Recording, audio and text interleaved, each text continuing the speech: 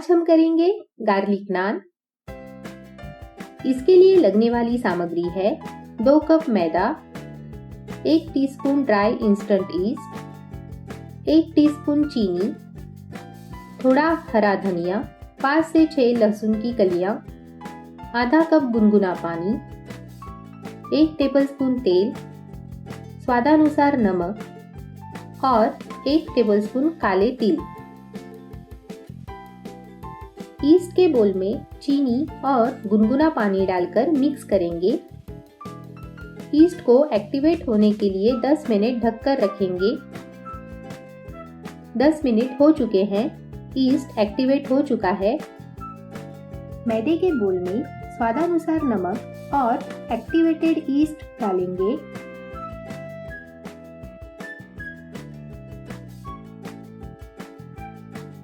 थोड़ा थोड़ा गुनगुना पानी डालकर सॉफ्ट आटा लगा लेंगे।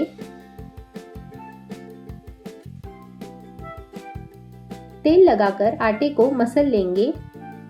हमें सॉफ्ट आटा लगाकर रेडी करना है। आटे को तेल लगाकर 1 घंटा ढककर रखेंगे। आटा अच्छे से फूल चुका है।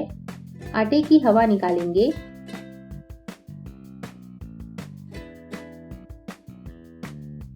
थोड़ा सूखा आटा डालकर आटे को थोड़ा मसलेंगे।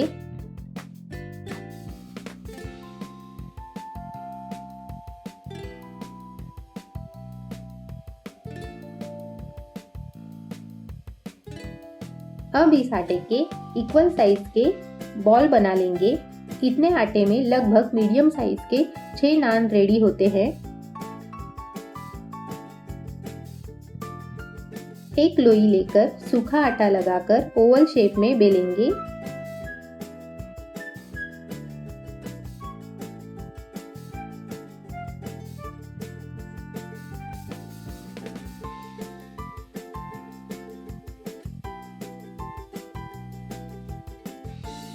इस पर बारीक कटा हुआ लहसुन, हरा धनिया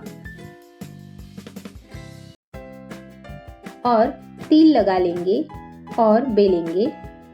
इससे लगाई हुई सामग्री नहीं गिरेगी।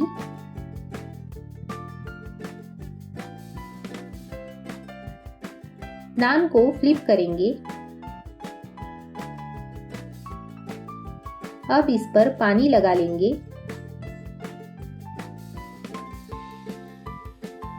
नान करते वक्त गैस की फ्लेम हाई रखेंगे। पैन एकदम गर्म होना चाहिए।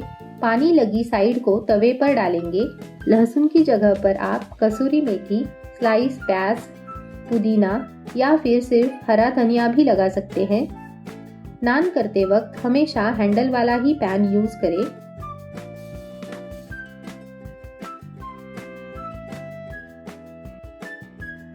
इस तरह बबल दिखने लगेंगे, तब केयरफुली पैन के हैंडल को पकड़कर नान डायरेक्ट फ्लेम पर सेक लें।